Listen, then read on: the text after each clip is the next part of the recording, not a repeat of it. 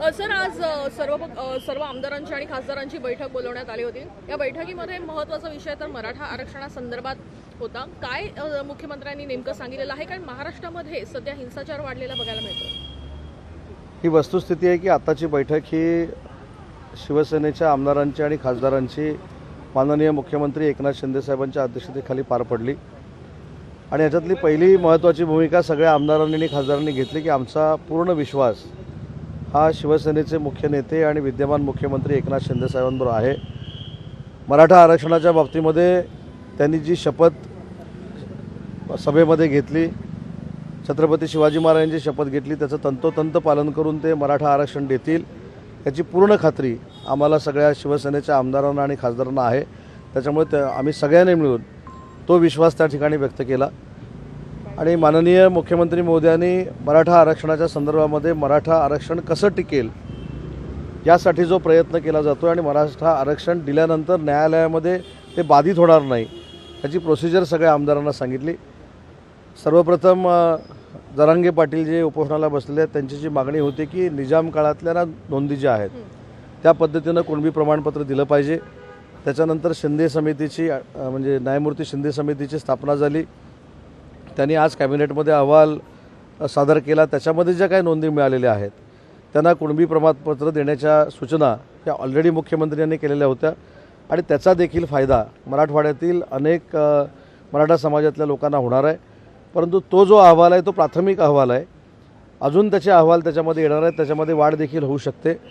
परंतु कुणबी प्रमाणपत्र देण्याची जी सुरुवातीची मागणी होती त्याच्यावर मुख्यमंत्री महोदयांनी हा सकारात्मक निर्णय घेतला। आणि दुसरा महत्त्वाचा निर्णय जे सुप्रीम कोर्टामध्ये रिव्ह्यू पिटिशन दाखल होतं त्याची देखील विंडो जी ओपन झालेली आहे, त्याच्यासाठी 3 न्यायाधीशांची माजी न्यायमूर्तींची जी समिती नेमलेली आहे त्यांच्याकडनं सल्ला घेऊन त्यांच्याकडनं मदत घेऊन टिकाऊ आरक्षण हे कशा पद्धतीनं मराठा समाजाला मिळेल त्याच्यावर युद्धपातळीवर काम स्वतः मुख्यमंत्री महोदय करत आहेत। आणि म्हणून मला असं वाटतं की मराठा आरक्षण हे शिंदेसाहेबांच्या नेतृत्वाखाली हे सरकार देऊन दाखवेल अशा पद्धतीची जी काय रचना स्वतः शिंदेसाहेब करतात त्याच्यावर आमचा पूर्ण विश्वास आहे। परंतु हे सगळं करत असताना ज्या काही पत्रकार परिषदा होत आहेत त्या पत्रकार परिषदा करत असताना मला देखील सगळ्याच पक्षाच्या नेत्यांना सांगायचं आहे की महाराष्ट्र पेटवण्यामध्ये काही लोकांना जर आनंद वाटत असेल तर ती दुर्दैवी बाब आहे। पत्रकार परिषदेमधनं मराठा आरक्षणाच्या बाबतीमध्ये स्वतः काय केलं हे देखील सांगणं गरजेचं आहे। सुप्रीम कोर्टामध्ये का टिकलं नाही हे देखील सांगणं गरजेचं आहे। समितीचं त्यावेळीचं मराठा आरक्षणाच्या समितीचं अध्यक्ष एकनाथ शिंदे साहेबांना का नाही केलं हे देखील सांगणं गरजेचं आहे। आणि ज्या समितीच्या अध्यक्षांना त्यावेळी केलेलं होतं त्या अध्यक्षांना मराठा समाजाचे त्यावेळीचे नेते सांगत होते की ते अध्यक्ष मराठा समाजाला भेटत देखील नव्हते। त्याच्यामुळे हे सगळी पार्श्वभूमी असताना आपण एखाद्या गोष्टीचा फायदा घेऊन लोकांना भडकवण्याचं जे काम करत आहेत ते दुर्दैवी आहे। आणि दुसरी ह्याच्यातली सगळ्यात महत्त्वाची गोष्ट अशी जी दिसते आणि माझ्यासारख्या कार्यकर्त्याला वाटते ते म्हणजे जरांगे पाटलांच्या या आंदोलनाचा फायदा घेऊन अनेक प्रस्थापित लोक आज मराठा समाजाचे सर्वसामान्य व्यक्ती ज्यावेळी मुख्यमंत्री पदावर बसलेली आहे शिंदेसाहेबांच्या रूपानं, त्यावेळी मला असं वाटतं की अनेक प्रस्थापित मराठा समाजाचे जे नेते होते त्यांचे धाबे दणाणलेले आहेत आणि म्हणून कुठूनही त्या सर्वसामान्य मराठा समाजाच्या व्यक्तीला मुख्यमंत्री बसल्यावर अडचणीत आणायचं, कुठून तरी टार्गेट करायचं अशा पद्धतीची भूमिका या आंदोलनाच्या मागणं घेतली जाते की काय असा देखील एक संशय येण्यासारखं वातावरण निर्माण झालेलं आहे। आणि म्हणून जरांगे पाटलांना देखील मला विनंती करायची आहे की या सगळ्या गोष्टीचा त्यांनी देखील विचार केला पाहिजे। मला असं वाटतं की अशाच चळवळीतनं जरांगे पाटलांसारख्याच चळवळीतनं महाराष्ट्र राज्याचे मुख्यमंत्री एकनाथ शिंदे साहेब हे राजकारणामध्ये मोठे झालेत। त्यांना सर्वसामान्यांची दुःख माहिती आहेत, मराठा समाजाची दुःख माहिती आहेत, तसेच सगळ्या समाजाची दुःख माहिती आहेत। परंतु काही लोकांना सर्वसामान्य मराठा समाजाचा मुख्यमंत्री झाला आहे हे रुचत नाही, हे पचत नाही आणि म्हणून जे मागून राजकारण आंदोलनाच्या पार्श्वभूमीवर करतायत ते देखील चुकीचं आहे। काल यवतमाळचा जर आपण मुख्यमंत्री महोदयांचा दौरा बघितला असेल तर प्रामाणिकपणानं महाराष्ट्र राज्याचे मुख्यमंत्री यवतमाळच्या त्या कार्यक्रमाला गेलेले होते। कार्यक्रम झाला, मला देखील सगळ्या मीडियाला एक हात जोडून विनंती करायची आहे की आपण देखील कालच्या कार्यक्रमाचं जर ब्रीफिंग घेतलं असेल तर सीएम साहेबांचं भाषण झालं, सीएम साहेबांचा कार्यक्रम संपला, सीएम साहेब मार्गस्थ झाले आणि त्याच्यानंतर काही लोकांनी झेंडे दाखवले। ते जे झेंडे दाखवणारी लोकं होती ती जरांगे पाटील साहेबांबरोबर आंदोलनामध्ये काम करणारी लोकं नव्हती, ती एका पक्षाचे कार्यकर्ते होते. आणि त्यावेळेपासून खऱ्या अर्थानं संशय यायला लागलेला आहे की मनोज जरांगे पाटील ज्या प्रामाणिक पद्धतीनं आंदोलन करतायत त्या आंदोलनांना पुढे ठेवून फक्त आणि फक्त मुख्यमंत्री साहेबांना टार्गेट करून त्यांना बदनाम करण्याचा आणि त्यांच्या विरोधात आंदोलन हे मराठा समाज करतं आहे असं दाखवण्याचा काही पक्ष प्रयत्न करत आहेत. जे खरोखरच प्रामाणिक आंदोलन करत आहेत मराठा समाजाचे त्यांना देखील आम्हाला विनंती करायची आहे की सरकार तुमच्यासोबत आहे. एकनाथ शिंदेसाहेब तुम्हाला आरक्षण देऊन दाखवतील आणि ते सकारात्मकदृष्ट्या पुढे जात आहेत. तेच मार्गदर्शन त्यांनी आम्हाला केलेलं आहे आणि पक्ष म्हणून आम्ही आमदार, खासदार, मंत्री सगळे एकनाथ शिंदेसाहेबांबरोबर आहोत हे आम्ही जाहीर केलेलं आहे. पण आजच्या बैठकीमध्ये काही ठोस या संदर्भात निर्णय झालाय की कारण की आता सध्या जे आहे त्या आमदारांवर त्यांच्या घरांवर दगडफेक करणं किंवा जाळपोळ करणं असे देखील आता गोष्टी दिसून आलेल्या आहेत. हे खरं दुर्दैव आहे, कारण आपल्याला माहीत असेल की 14 ते 19मध्ये अनेक मराठा समाजाचे मोर्चे निघाले, अतिशय शांतपणाने निघाले. एवढंच नाही तर एवढी शांतता होती की ज्यांना आता मराठा समाजाचा पुळगा आला आहे त्यांच्या मुखपत्रातनं, सामनातनं हा मुका मोर्चा आहे आणि अश्लील फोटो देखील छापलेला होता. तेव्हा देखील मराठा समाजाने संयम ठेवलेला होता. इतकं आदर्शवत आंदोलन या महाराष्ट्रानं मराठा समाजाचं बघितलेलं आहे आणि म्हणून आम्हाला देखील मराठा समाजाला किंवा जरांगे पाटलांना विनंती करायची आहे की लोकशाहीच्या माध्यमातून आंदोलन होणं हे कुठेही वावगं अशातला भाग नाही. मराठा समाजाला आरक्षण मिळालं पाहिजे यामध्ये दुमत असण्याचं काही कारण नाही. पण आमदारांची घरं जाळून, खासदारांची घरं जाळून आरक्षण जर मिळणार असेल तर ते म्हणजे आता मला असं वाटतं की होऊ नये, कारण शेवटी लोकप्रतिनिधी हे शेवटी या समाजाचेच प्रश्न मांडण्यासाठी पुढे आलेले असतात. कालचा प्रसंग देखील एवढा विदारक होता की एक आमचे आमदार सहकारी होते, त्यांचं पूर्ण कुटुंब त्या घरामध्ये होतं.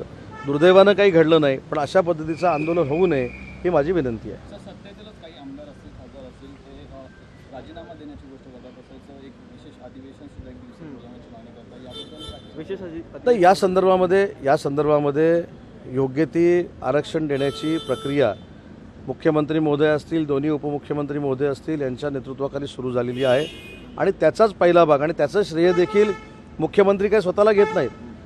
40 वर्षानंतर जरांगे पाटलांच्याच या भूमिकेमुळं निदान 13,500 नोंदी निजाम काळातल्या आपल्याला मिळाल्या, म्हणजे 13,500 लोकांनाच आपण ते सर्टिफिकेट देणारा अशातला भाग नाही. ती जी काय वंशावळ आहे पूर्ण फार मोठ्या संख्येनं त्या सगळ्यांना आपण ते कुणबी प्रमाणपत्र देणार आहोत आणि तो पहिल्या टप्प्याचा अहवाल सबमिट झालेला आहे. अजून अहवाल सबमिट होणं बाकी आहे, त्याच्यातनं देखील अनेकांना न्याय मिळू शकतो. सर 40 आमदार आज बैठकीसाठी उपस्थित होते.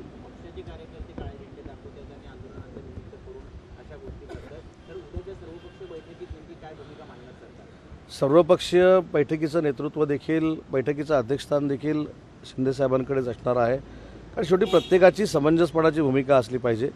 महाराष्ट्र हा अतिशय शांत असं हे आपलं राज्य आहे. अनेक आंदोलनं आपल्या महाराष्ट्र राज्यामध्ये झाली आणि ज्याचा उल्लेख मगाशी मी जबाबदारीनं केला की 14 पासून 19पर्यंत देखील अनेक आंदोलनं मराठा समाजाची झाली. हजारो लाखो लोकांचे मोर्चे निघाले. जरांगे पाटलांच्या नेतृत्वाखाली देखील शांततेनंच ही आंदोलनं चालू आहेत. त्यांनी ते करावं याबद्दल कोणाचंही दुमत असण्याचं काही कारण नाही. परंतु त्यांना मला ही विनंती करायची आहे की त्यांच्या आंदोलनाच्या मागणं काही राजकीय खेळ कोण खेळतं आहे का, हा देखील अभ्यास आम्ही सगळ्यांनी मिळून आणि त्यांनी देखील करणं आवश्यक आहे. कंत्राटी पद्धतीचा शासन निर्णय अखेर रद्द करण्यात आलेला आहे. महाविकास आघाडीमध्ये याबद्दलचा निर्णय घेतला होता. 10 एजन्सीला याला फटका बसलेला आहे. उपमुख्यमंत्री देवेंद्र फडणवीस यांनी सुद्धा पत्रकार परिषद घेऊन गटावर हल्ला केला होता. याबद्दल तुम्ही काय म्हणता? नाही, ठीक आहे. तो जो काय सर्वसामान्य जनतेच्या मनामध्ये निर्णय करावं असं जे काही सरकारकडनं त्यांची मागणी होती ती देवेंद्रजींनी पूर्ण केलेली आहे. सो हिंदी में जानना चाहेंगे आज रिझाईन करताना सीएम साहेबांनी आज काही सांगितलं का? त्याच्यामध्ये आमदारांनी किंवा मंत्र्यांनी किंवा मुख्यमंत्र्यांनी राजीनामा देऊन जर आरक्षण मिळणार असेल तर सगळेच द्यायला तयार आहेत, परंतु राजीनामा दिल्यानंतर आरक्षण मिळणार आहे का हा देखील एक महत्त्वाचा विषय आणि त्याच्यावर जरांगे पाटलांनी देखील त्यांची भूमिका स्पष्ट केलेली आहे की लोकप्रतिनिधींनी राजीनामा देण्यापेक्षा त्यांची भूमिका मांडावी. आमदारांना काही सूचना करण्यात आल्या का आजच्या बैठकीमध्ये, कारण मोठ्या संख्येने नाही, मी आपल्याला स्वतः सांगितलं की सगळ्या आमदारांनी आणि खासदारांनी आमचे मुख्य नेते म्हणून आणि ज्यांच्या हातामध्ये शिवसेना आहे आणि जे अतिशय चांगल्या पद्धतीनं गेले 15 महिने या महाराष्ट्राची सेवा करत आहेत अशा मुख्यमंत्र्यांनी जो निर्णय घेतील त्या निर्णयासोबत आम्ही आहोत आणि मराठा समाजाला आरक्षण देण्याचाच निर्णय महाराष्ट्र राज्याचे मुख्यमंत्री भविष्यात घेऊन दाखवतील, हा आम्हाला विश्वास आहे. सर महाराष्ट्र राज्य के मुख्यमंत्री एकनाथ शिंदे साहब के नेतृत्व में आज शिवसेना एमएलए और एमपीज़ की बैठक हुई. जो एमएलएस थे और एमपी ने डिस्कशन करते वक्त पूरा विश्वास जो है वो एकनाथ शिंदे साहब के ऊपर जताया है और मराठा समाज को आरक्षण एकनाथ शिंदे साहब देखिए दिखाएंगे, ये हम सबको विश्वास है. सर लेकिन सर्वदलीय बैठक होने जा रही है कल, इसे लेकर क्या कुछ चर्चाएं हुई? मेरे ख्याल से कल की जो बैठक है वो सब पार्टी की है, सब पार्टी लीडर वहाँ रहेंगे और यही चाहिए. और राजनीति करके ये आंदोलन का फ़ायदा लेके किसी ने भी राजनीति नहीं करनी चाहिए, यही इसमें बैठक में चर्चा होगी. और मेरे ख्याल से सब पार्टी जो है महाराष्ट्र के ये आंदोलन शांत करने के लिए प्रयास करेंगे. लेकिन आपकी पार्टी जो शिवसेना है वो क्या रुख अपनाएगी इस बैठक में? नहीं, हमारे नेते, हमारे मुख्य नेता जो महाराष्ट्र राज्य के मुख्यमंत्री है वही कल के मीटिंग के चेयरपर्सन रहेंगे, उनके नेतृत्व में बैठक होगी. सर लेकिन जिस प्रकार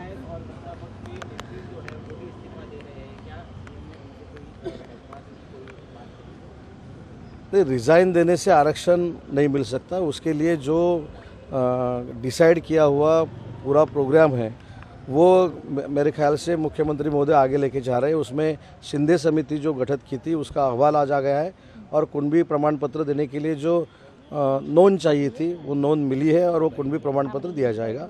और दूसरा जो कोर्ट में सबमिशन किया है रिव्यू पिटिशन, उसके बारे में भी स्ट्रांगली वहाँ जो कहना है, वहाँ जो आर्गुमेंट करना है वो करने के लिए भी सरकार राजी है.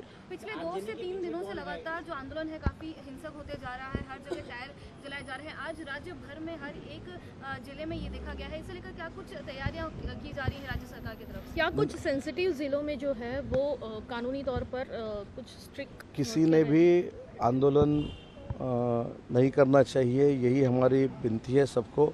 क्योंकि ये जो मराठा समाज का आंदोलन है उसके पीछे से अगर कोई राजनीति कर रहा हो तो उसका भी बंदोबस्त करना चाहिए. और यही हमारी विनती मनोज जरांगे पाटिल साहब को है कि अगर पीछे से कोई राजनीति कर रहा हो उसको भी आगे लाना चाहिए, क्योंकि मराठा समाज को आरक्षण देने वाले शिंदे साहब ही है.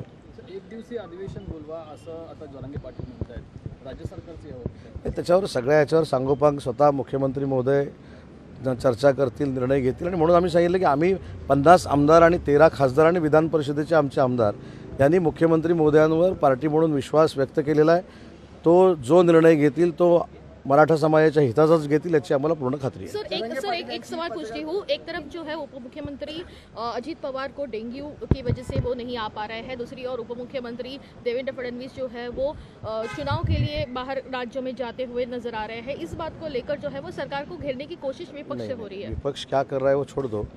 2.5 साल में जो सुप्रीम कोर्ट में गया हुआ मराठा आरक्षण था वो क्यों नहीं मिला? अगर ये हम कहें तो राजनीति होगी, इसलिए हम नहीं बोल रहे. लेकिन सुबह के मीटिंग में खुद देवेंद्र जी थे, अजीत दादा को डेंगू हो गया है और बाकी सब डिसीजन मुख्यमंत्री महोदय वो दोनों से डिस्कस करके ले रहे.